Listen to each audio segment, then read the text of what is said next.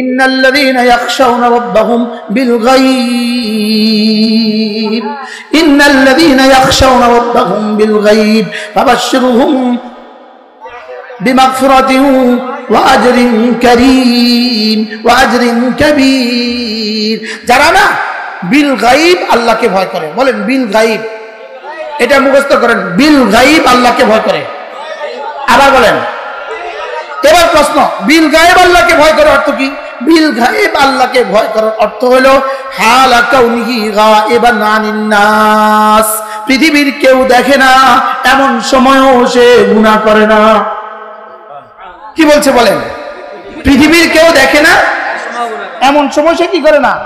এবার বলুন তো দেখি, মোবাইল আছে হাতে, রাত 2টা বাজে, পৃথিবীর কেউ নাই, আমি শুধুই ঘরে, আমার কাছে আমার মোবাইল, আমার বড় মোবাইল আমার কাছে আছে, পৃথিবীর কেউ নাই, রাত 2টা বাজে, এই সময়ে গুনাহ করার তার সুযোগ আছে, এই সময় সে গুনাহ করে না, এটাকে বলে ইয়াখশাউনা রাব্বাহুম বিল গায়ব।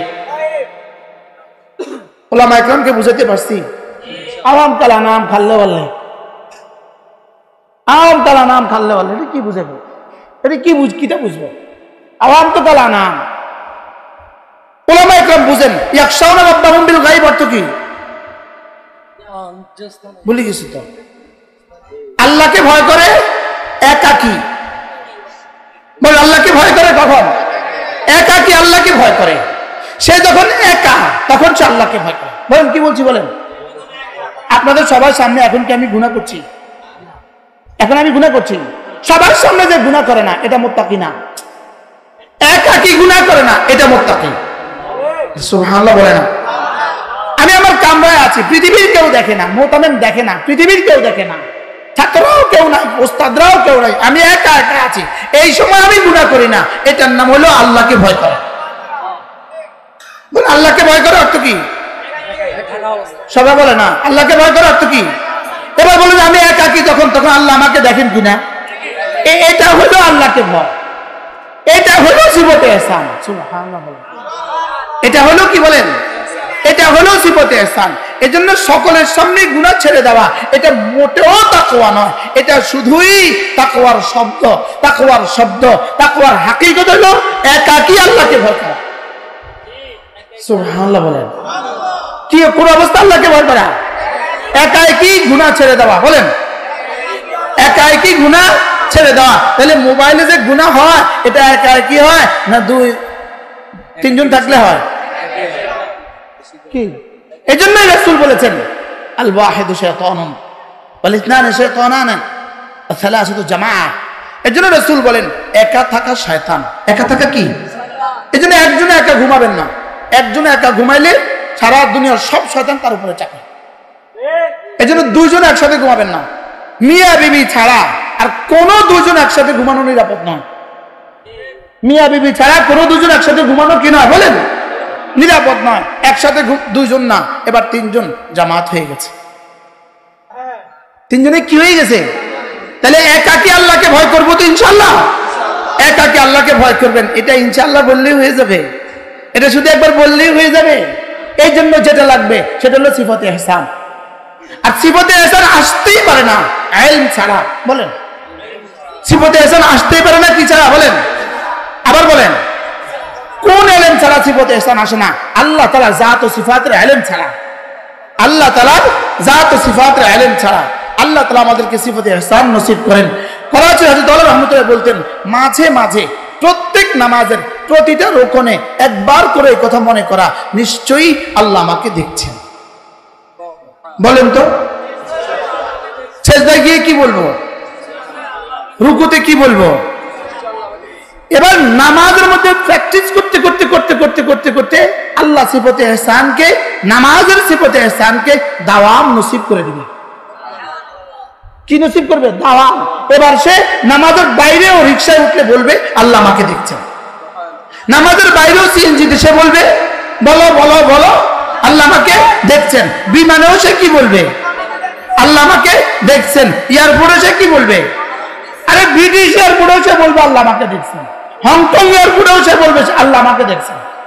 সে এক আওয়াজ দিবে, তার মন তাকে, তার দিল তাকে এক কথা বলবে আল্লাহ আমাকে দেখছেন। বলেন আল্লাহ আমাকে কি করছেন? দেখছেন। এই শব্দটাই আপনাকে ওলি বানায় দিবে। কোনটা? আল্লাহ আমাকে দেখছেন, আল্লাহ তাআলা মেহেরবানি করে আমাদেরকে সিফাতে ইহসান নসিব করেন। এবার দেখেন আল্লাহ তাআলা কি বলেন, ওয়া ইন্নাল্লাহা ইউহিব্বুল মুহসিনিন, আমি মুহসিনিনদেরকে ভালোবাসি। আল্লাহ বলেন আমি মুহসিনিনদেরকে কি করি? মুহসিন কে? মুহসিন মানে কি? আল্লাহ আমাকে দেখছেন, সিফাতে ইহসান অর্জনকারী। তাইলে এই তিনটা শব্দ, এক নাম্বার মাল ঈমান, মাল ইসলাম, 2 নাম্বার মাল ঈমান, 3 নাম্বার মাল ইহসান।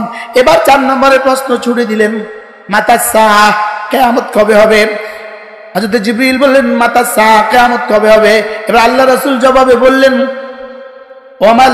ওয়ামাল মাসউলু বিআলামা মিনাস সাইল, তুমি আর আমি এখানে বরাবর, তুমিও জানো না কিয়ামত কবে হবে, আমিও জানি না কিয়ামত কবে হবে।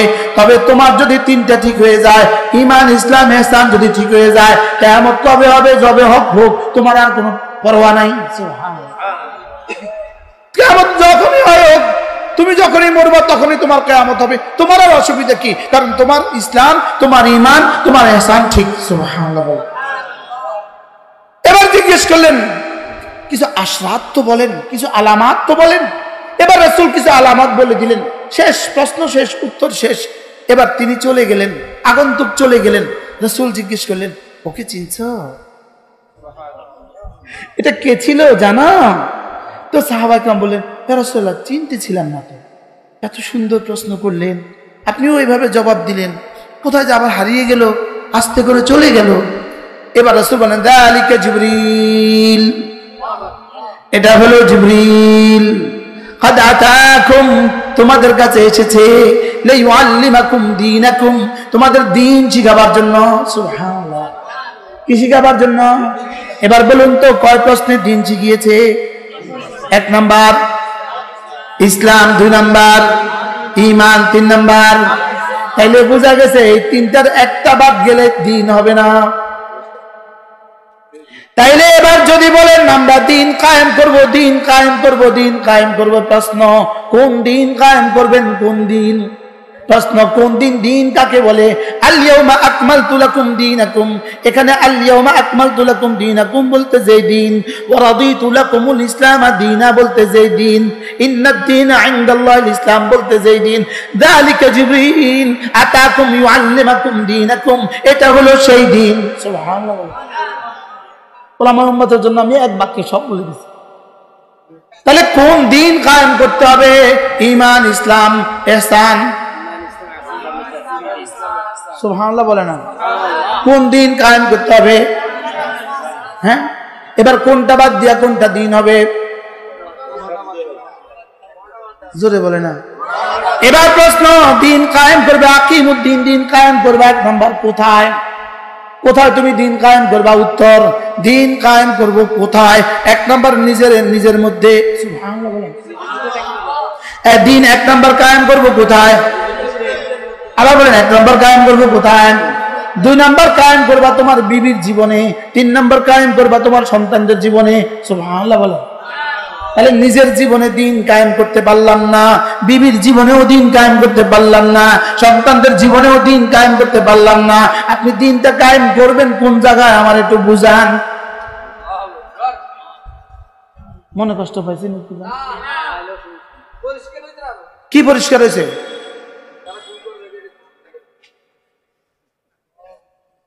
বলো 1 নম্বর দিন কায়েম করব কোথায়? নিজের জীবনে। আবার বলেন, এবার দিন কি কি?